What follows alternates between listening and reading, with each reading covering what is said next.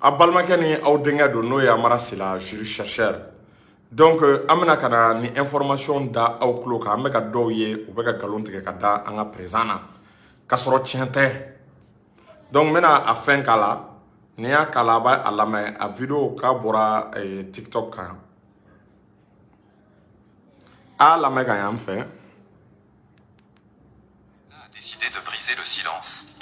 La transition malienne Assimi Goïta a décidé de briser le silence en ce qui concerne la situation qui sévit en ce moment du côté de l'Ukraine.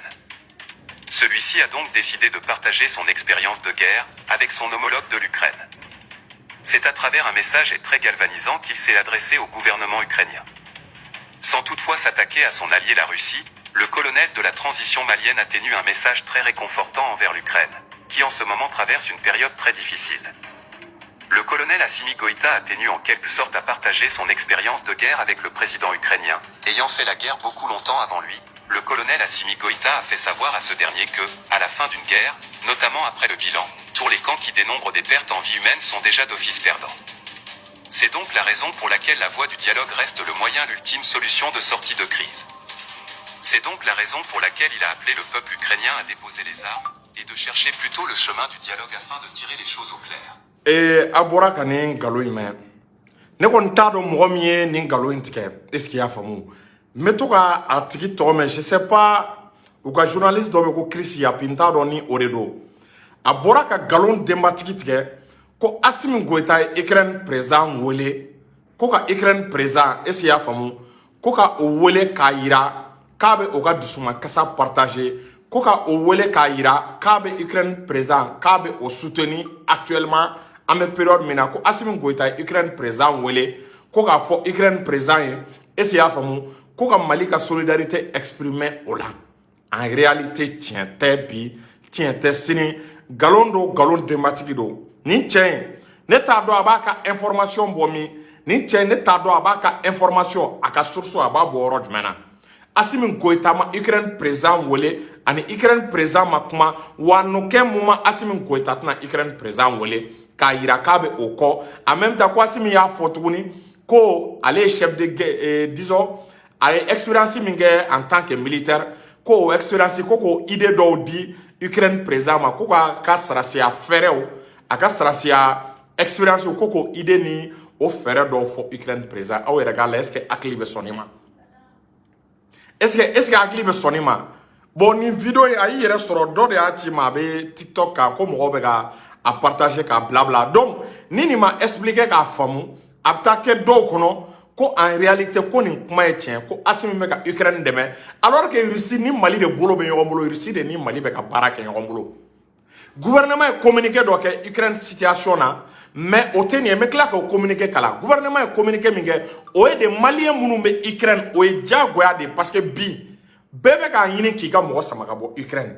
parce que min bɛna kɛ Ukraine ɲuman tɛ tiɲɛni de bɛna kɛ Ukraine tubabuw de ye est ce que i y'a faamu Ukraine nɛgɛn k'a kɛ ba falen kan donc Assimi Goïta kana taa yɔrɔ jan yɛrɛ logique ta dɔrɔn i k'a da i ɲɛkɔrɔ Russie bɛ ka anw dɛmɛ ni Assimi ma Poutine wele ka Poutine k'a encourager k'a féliciter fo ka dugukolo meleke Assimi tɛna Ukraine président wele k'a b'o féliciter d'autant plus que Ukraine est ce que i y'a faamu fait partie de l'Union européenne d'autant plus que Ukraine ani Union européenne de bɛ ka nin baara kɛ Ukraine i b'a ye k'a fɔ OTAN de bɛ k'a nɛgɛ Ukraine jigi ye OTAN de Ukraine ni OTAN de bɛ ka nin baara jugu nin baara kolon kɛ aw yɛrɛ k'a da aw ɲɛkɔrɔ k'a lajɛ dɔrɔn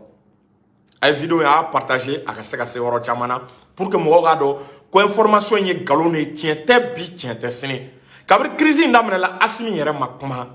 kabiri crise in daminɛla a ma kuma bi a ma kuma sini gouvernement malien yɛrɛ ma communiqué kɛ crise in na k'a ka position yira a m'a fɔ k'a bɛ Russie soutenir a m'a fɔ k'a bɛ Ukraine soutenir a m'a fɔ k'a bɛ mɔgɔ si soutenir mais u bɛ ka nkalon de tigɛ ne yɛrɛ t'a dɔn voilà n balimakɛ bɔra ka fɔ est ce que Chris Yapi de tɛ est ce que i y'a faamu ko Chris Yapi ne man pas ne kɔni t'a dɔn Chris Yapi a ye nin lase a ma k'a ka fɔra ka nin nkalon sugu tigɛ an bɛ contexte min kɔnɔna la je pense que Chris Yapi n bɛ to k'a ka fɛn dɔw lamɛn a bɛ ka Mali kun dɛmɛ mais a ka nin information ne t'a dɔn ou bien a filila kuma de la wa kuma fɔcogo de jɛngɛn'a n'a bolo wa ou bien a bɛ fɛ k'a fɔ ko an bɛ ka Russie de soutenir wa e bɛ se k'i to i yɛrɛ ma cogo jumɛn na ka taa ko anw ka président bɛ ka Ukraine soutenir est ce que hakili yɛrɛ bɛ sɔn o ma anga bon sens yɛrɛ la bon sens dɔrɔn la i b'a ye hakili se ka sɔn i b'a ye a tɛ se ka kɛ mɔgɔ min bɛ ka e dɛmɛ i ka jamana kɔnɔna la ani e ka sarasiw bɛ baara la a bɛ ka minɛn feere e ma o ni dɔ bɛ kɛlɛ la e bɛ se ka to o jugulamɔgɔ kɛlɛ o ni a jugu min bɛ kɛlɛ la e bɛ se ka to o jugulamɔgɔ dɛmɛ cogo jumɛn na donc Assimi ma nin fɔ a ma surunya ka nin fɔ gouvernement malien ma nin fɔ gouvernement malien ma surunya ka nin fɔ gouvernement malien ye min fɔ u ye communiqué min kɛ n bɛna communiqué in kala a y'a partagé n bɛna communiqué kala a ka communiqué in lamɛn gouvernement ye communiqué min kɛ o ye o communiqué parce que actuellement Russie bɛna ale kabako min da Ukraine kan fo ka Ukraine sa fo ka Europe sa u ma deli ka min ye Russie bɛna o de da u kan donc o senfɛ bɛɛ bɛ k'a ɲini k'i ka jamanadenw ka olu labɔ i ka jamanaden bɛ Ukraine ka olu labɔ Ukraine Mali ye communiqué kɛ k'i adressé maliyɛnw de la maliyɛn minnu bɛ Ukraine n bɛna ale a communiqué kala donc i b'a ye fɛnɛ o communiqué c'est très normal et c'est très juste au communiqué c'est très normal et c'est très juste ngo français bɛ k'a demander k'a ka ressortissant ka bɔ Ukraine Amérique bɛ k'a demander k'a ka ressortissant ka bɔ Ukraine et diɲɛ dugu Chine ninnu bɛɛ bɛ k'a demander k'u ka ressortissant ka bɔ Ukraine parce que min bɛna ale kɛ Ukraine ɲuman tɛ Mali fɛnɛ y'a demander k'a ka ressortissant ka bɔ Mali kɛlen k'o demander k'a ka ressortissant ka bɔ aw bɛ se ka n'o kuma ta cogo jumɛn na k'anw ka président ye Ukraine ko Ukraine président wele ko k'a yira k'a b'o encourager ko k'a yira a ka expérience kɛlɛkɛ expérience force spéciale ko a b'o expérience partager ni Ukraine président actuellement bi Ukraine président yɛrɛ yɔrɔ dɔnnen tɛ ni français tɛ mɔgɔ t'a a yɔrɔ dɔn ni européen tɛ bi a dogolen don o ye dogoli da ye mɔgɔ si tɛ cɛ tɛ muso tɛ bi ko min bɛ Ukraine président yɔrɔ dɔn donc Mali gouvernement ye communiqué min kɛ n bɛna a communiqué kala a k'a mɛn Mali gouvernement ka communiqué n'o ye an ka ministre a communiqué bɔra a tɔgɔ bɔtɔ filɛ kɔnɔ an ka ministre des affaires a communiqué bɔra an ka ministre des affaires ministre établi ministre des Maliens établis à l'extérieur communiqué in bɔra de au niveau du ministre des affaires du ministre de l'extérieur des affaires établi à non un instant ministre des Maliens établis à l'extérieur communiqué bɔra de ministre des Maliens établis à l'extérieur communiqué in bɔra a ye communiqué in lamɛn donc communiqué in b'a yira k'a fɔ ko le ministre des Maliens établis à l'extérieur o ka communiqué a b'a yira k'a fɔ ko situation min bɛ ka kɛ Ukraine kɛlɛ min bɛ Ukraine bi k'a jɔrɔlen don malidenw ka situation na est-ce que vous voyez ko gouvernement jɔrɔlen don maliden minnu bɛ Ukraine u ka situation ça c'est très normal ça c'est un gouvernement responsable nin b'a yira k'a fɔ k'an ka gouvernement bɛ miiri maliden bɛ yɔrɔ o yɔrɔ diɲɛ fan o fan maliden bɛ diɲɛ fan o fan nin b'a yira k'an ka gouvernement bɛ miiri o la an ka gouvernement bɛ soucier o ka sort la donc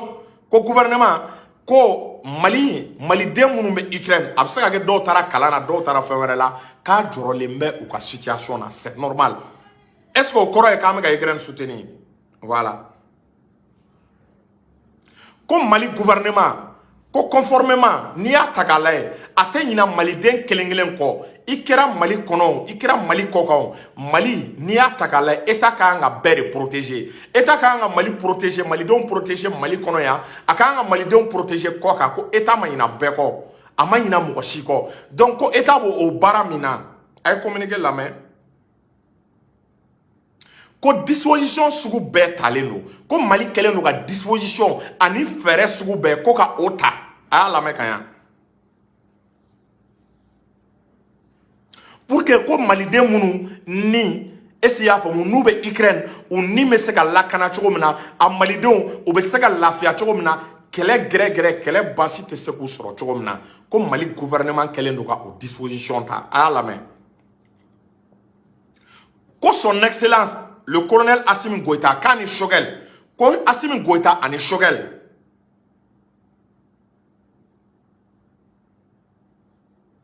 ko olu b'u ka solidarité yira a ye kuma in lamɛn ka yan dɛ ko Assimi Goïta ani Choguel k'u b'u ka solidarité yira c'est-à-dire u b'a yira k'a fɔ maliden minnu bɛ Ukraine ye k'u b'a yira k'a fɔ k'u n'u bɛɛ ye kelen u bɛ fa la u bɛ ba la u ma ɲina u kɔ k'u jɔrɔlen don u ka situation na u ka situation pour que kisɛ ka n'u sɔrɔ marifa ka n'u sɔrɔ bom ka n'u sɔrɔ u ka vie u ka diɲɛnatigɛ k'u jɔrɔlen don k'a bɛ u hami k'a bɛ Choguel hami a bɛ Assimi hami o de fɔlen filɛ communiqué kɔnɔ aw ni Ala cɛ ni min fɔra communiqué kɔnɔ ni ko Mali bɛ ka Ukraine président soutenir ko Mali bɛ ka Ukraine population soutenir est-ce que nin n'o ye kelen ye ne bɛ aw ɲininka o est-ce que nin n'o ye kelen ye gouvernement ye communiqué kɛ k'a yira ko maliyɛn minnu bɛ Ukraine ko u ka situation bɛ ka u jɔrɔ a bɛ ka u kamana gan ko Mali kɛlen don ka disposition bɛɛ ta ka u protéger ka u lakana ko Choguel ni Assimi ko k'u bɔ a yira k'a fɔ maliden minnu bɛ yen u b'u hakili sigi ko Mali ma ɲina u kɔ u bɛ Mali miirina na u bɛ Mali hakilina la ale Assimi Choguel ani gouvernement k'u ma ɲina maliden minnu bɛ Ukraine et ni Ala cɛ ça c'est un communiqué très responsable ça c'est un communiqué très responsable ni communiqué mais a yira k'a fɔ est-ce que vous voyez nin b'a yira k'a fɔ ko Mali ma ɲina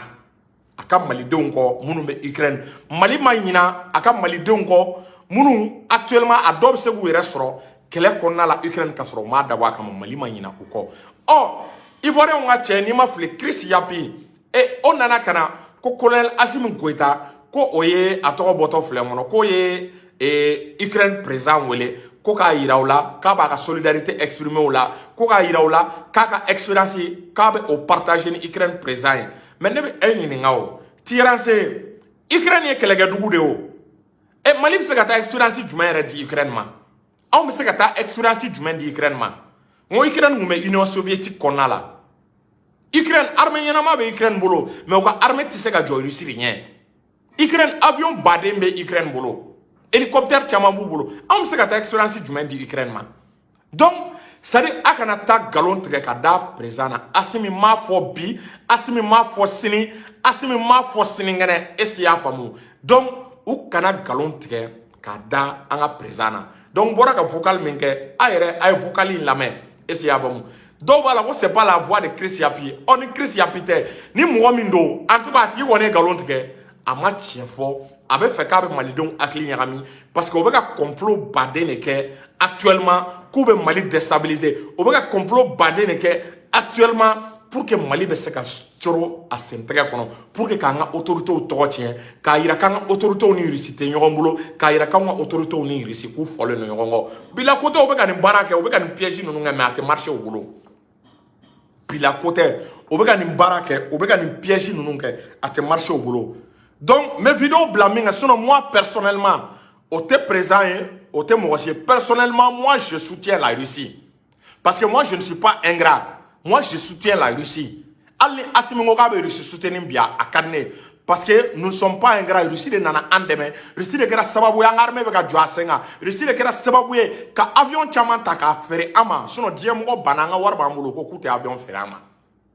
donc moi je suis pas ingrat ne kɔni personnellement moi Amara Sila ne bɛ est-ce qu'il y'a faamu a tɔgɔ bɔtɔ filɛ kɔnɔ ne bɛ Russie supporter ne bɛ Poutine supporter ne bɛ dugawu kɛ Ala ka se de Poutine ma parce que ni Poutine ma se sɔrɔ diɲɛ in kɔnɔ yan malidenw y'a bila aw kunna ko Faransi ninnu bɛ an kɛ u sago ye ni Poutine ma se sɔrɔ diɲɛ kɔnɔ yan Africains kumada tɛ dɔn ni Poutine ma se sɔrɔ diɲɛ kɔnɔ cɛ o cɛ i banna Faransi ta ma i banna Américains ta ma o b'i ka dugu kɛ tomo o b'i ka dugu ci k'a yɛrɛ kɛ a bɛ fɔ k'e kun ka dugu bɛ yen dɛ e mɔgɔ o mɔgɔ ni e banna Occidentaux ta ma OTAN ta ma o b'i ka jamana détruire u bɛ fɛ ka diɲɛ k'u ta de ka diɲɛ d'u da fɛ ka diɲɛ kɛ u sago de Kadhafi taara tacogo jumɛn olu de ye Kadhafi lataw Ben Ali ninnu olu de ye o fana lataw hali Idriss Déby kun y'a essayer k'a b'i ja o ye Idriss Déby lata cɛw bɛ ka diɲɛ tila de ka diɲɛ kɛ u ta ye est-ce que y'a faamu u bɛ ka diɲɛ tila de ka diɲɛ kɛ u ta ye donc n bɛ min ɲini aw fɛ malidenw a ye nin vidéo in partager donc u ye nkalon da Assimi Goïta la Assimi Goïta m'a fɔ bi a m'a fɔ sini Mali gouvernement ma communiqué kɛ Ukraine situation yɛrɛ kan u ye communiqué min kɛ o de ye ko maliden minnu bɛ Ukraine u bɛ ka jɔrɔ u la u bɛ ka hami u la pour que olu kana miiri parce que actuellement fɛn dɔ de bɛ ka kɛ diɲɛ kɔnɔ bɛɛ bɛ k'a ɲini k'i ka ressortissant sama ka bɔ bɛɛ bɛ k'i ka ressortissant ta ka bɔ état ɲɛnama bɛɛ i b'a yira k'a fɔ k'i tɛ ɲini i ka ressortissant kɔ France bɛ k'a ka mɔgɔw cɛ ka bɔ Angleterre bɛ k'a kɛ Europe bɛ k'u ka mɔgɔw cɛ ka bɔ ni Mali fana ma communiqué kɛ k'a yira k'a b'a ka mɔgɔw kɔ k'a b'a ka mɔgɔw cɛ ka bɔ k'a ma ɲinɛ o kɔ ni Mali m'o communiqué kɛ Mali bɛ na mun de kɛ ne bɛ aw ɲininka o ni Mali ma nin communiqué kɛ Mali bɛna mun de kɛ donc nin b'a yira nous avons un état responsable nous avons un état qui n'oublie pas ses compatriotes wagati jan ni ne tun bɛ Mali jɛ i b'a mɛn ko guerre bɛ diɲɛ yɔrɔw kunna Mali le Mali était incapable à l'époque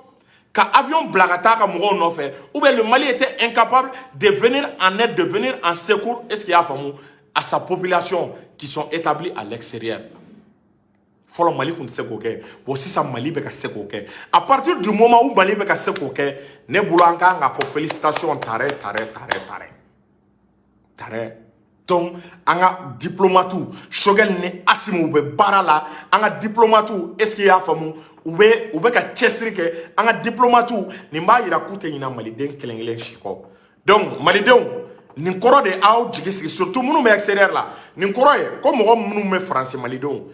minnu bɛ États-Unis minnu bɛ diɲɛ fantan naani bɛɛ a kana miiri ko Mali ɲinɛnen don aw kɔ dɛ a t'a dɔn ko Mali ma ɲinɛ aw kɔ fo kala ka dɔ wagasi ni kala y'aw mɔgɔ o mɔgɔ wagasi a b'a dɔn ko État bɛ a kɔ kɔrɔ ko État responsable bɛ ko Mali diplomatie ɲana